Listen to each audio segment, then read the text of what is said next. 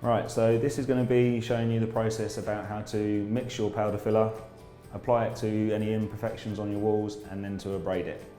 So the first step, of course, to mix it up. So you have your powder filler, whichever brand you've got. You've either got your pallet board or an old lid that you'd use. So basically, get however much you want to need, mix up. Put a little well in the middle using the handle, and then you mix the powder filler with cold water. Add a little bit at a time. And the reason you make the well is so that you don't have to keep on chasing water around the tray. Fold it in like you're making a mix of a cake. And then you can keep on making it, add more water. What you're looking for is a nice smooth consistency with no lumps. Keep mixing it in. If you have too much water and it's a bit too runny, just add a little bit more powder to it. So a little bit too runny there.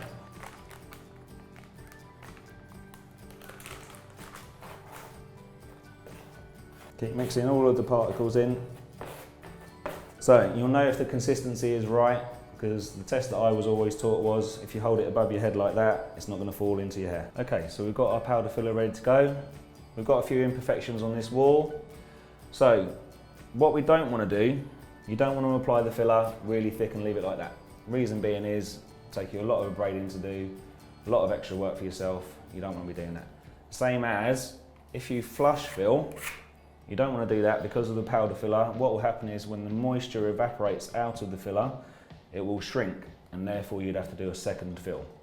What you're looking for is a little bit of middle ground with it.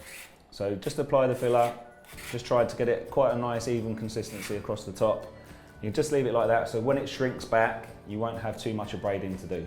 So I'll repeat that here. So if we've got a scar here, say for instance if someone moves some furniture, so what you do is you just apply it sideways along, just pull it along.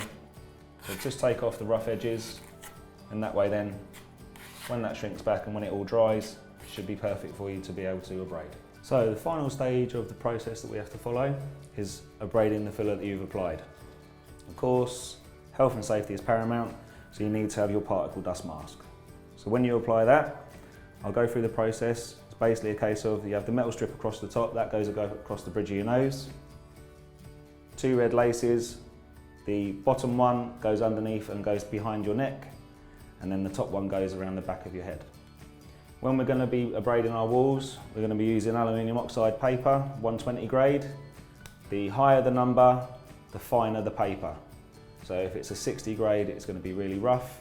Anything up to 600 will be really fine abrasion before you're doing your finishing coats. So applying your dust mask.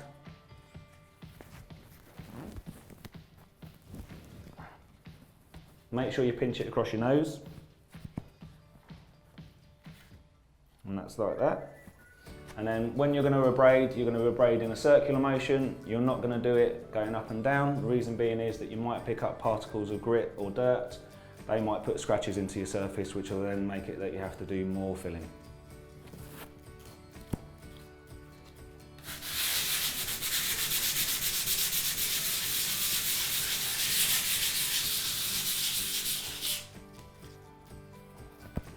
Basically what you want to do is try and remove all of your rough edges on there to leave a smooth surface, and the final stage would be getting the sponge, getting as much excess water out as possible, and then just wiping off any surface dust, because that will impede the paint that you're going to put on there to make it stick to the surface.